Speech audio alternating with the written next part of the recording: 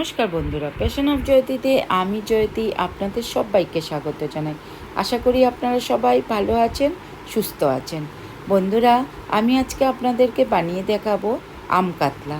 তো আম কাতলা বানানোর জন্য আমি এখানে নিয়ে নিয়েছি কাতলা মাছ, আলু, বেগুন, কাঁচা আম, জিরে বাটা, কাঁচা লঙ্কা বাটা, হলুদ গুঁড়ো, নুন আর মধু।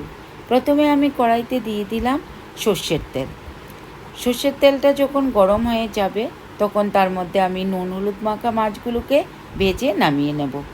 নুন হলুদ মেখে আমি মাছগুলোকে আগেই রেখে দিয়েছিলাম।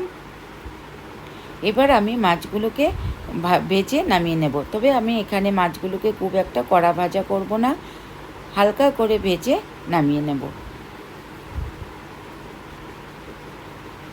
দেখুন, এইরকম করে যখন মাছগুলো লালচে হয়ে যাবে তখনই নামিয়ে নিতে হবে।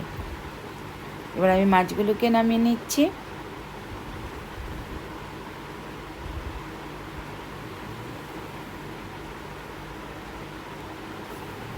এবার আমি বেগুনগুলোকে নুন হলুদ মেখে ভেজে নামিয়ে নেব।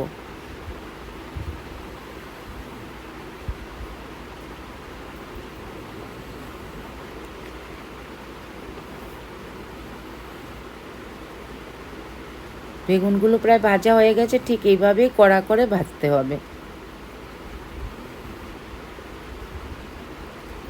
এবার আমি কড়াইতে দিয়ে দিলাম আলুগুলোকে আমি নুন হলুদ মেখে তারপর কড়া করে ভেজে নামিয়ে নেব। তবে এই ক্ষেত্রে আমি আলুগুলোকে কিন্তু সেদ্ধ করব না, আলুগুলোকে পরে আমি মশলার সঙ্গে কষিয়ে জল দিয়ে সেদ্ধ করব।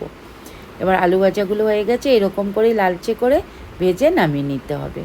এবার আমি ফোড়নে দিয়ে দিলাম তেজপাতা আর মেথি আর তেজপাতাটা, মেথিটা যখন একটুখানি লালচে হয়ে যাবে তখন তার মধ্যে দিয়ে দিলাম জিরে বাটা দিয়ে সঙ্গে সঙ্গে আমি একটু জল দিয়ে দিলাম তার মধ্যে, কারণ না হলে মশলাটা নিচের দিকে লেগে যেতে পারে। তাই মশলাটা একটুখানি জল দিয়ে নাড়াচাড়া করে নিলাম। এবার আমি তার মধ্যে দিয়ে দিলাম 2 চামচ হলুদ গুঁড়ো,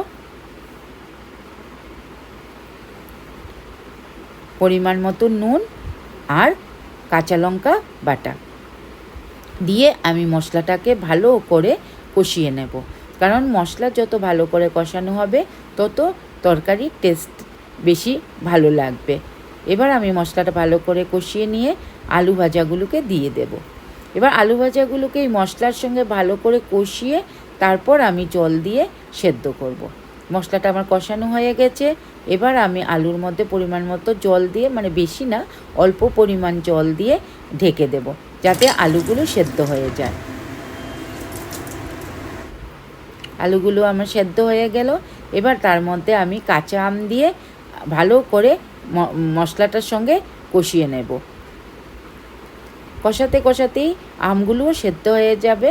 তারপর আমি তার মধ্যে দিয়ে দিলাম ভাজা বেগুনগুলো। তবে বেগুনগুলো দেওয়ার পর আমি মশলাটাকে আর কষাবো না, কারণ বেশি করে যখন কষানো হবে তখন বেগুনগুলো ভেঙে যেতে পারে। আর অলরেডি আমার মশলাগুলোকে আগেই কষানো হয়ে গেছে। এবার আমি দিয়ে দিলাম পরিমাণ মতো জল দিয়ে এবার আমি মাছগুলোকে দিয়ে ভালো করে তরকারিটাকে ফুটিয়ে নেব। আর নামানোর আগে আমি তার মধ্যে দিয়ে দেব একটুখানি মধু। তবে আপনারা এখানে মধুর পরিবর্তে চিনিও ইউজ করতে পারেন। যেহেতু আমরা চিনিটা খুব একটা খাই না, তাই আমি এখানে মধু ইউজ করলাম। এইভাবে যদি আপনারা মানে আম কাতলাটা তৈরি করেন, মানে টক ঝাল মিষ্টি ভীষণ ভালো লাগে খেতে। আর এই গরমে এই ধরনের রান্না সত্যি খুব ভালো লাগে। আপনারা অবশ্যই বাড়িতে এইভাবে রান্না করে দেখবেন, আর খুব ভালো লাগবে খেতে। তো আমি এখানে মাছগুলোকে দিয়ে ভালো করে ফুটিয়ে নামিয়ে নেব। তো বন্ধুরা, যদি আজকে আপনাদের আমার এই রেসিপিটা ভালো লেগে থাকে, আম কাতলার টক ঝাল মিষ্টি, তাহলে অবশ্যই আমাকে কমেন্টস করে জানাবেন কীরকম লাগলো, আর একটুখানি লাইক অ্যান্ড শেয়ার করে দেবেন। আর যারা আমার চ্যানেলটাকে দেখেছেন আর সাবস্ক্রাইব করেননি, প্লিজ সাবস্ক্রাইব করে আমার পাশে থাকবেন আর আমাকে একটু সাপোর্ট করবেন। তো বন্ধুরা, আজকের মতো ভিডিওটা আমি এখানেই শেষ করছি। ভালো থাকবেন, সুস্থ থাকবেন। নমস্কার।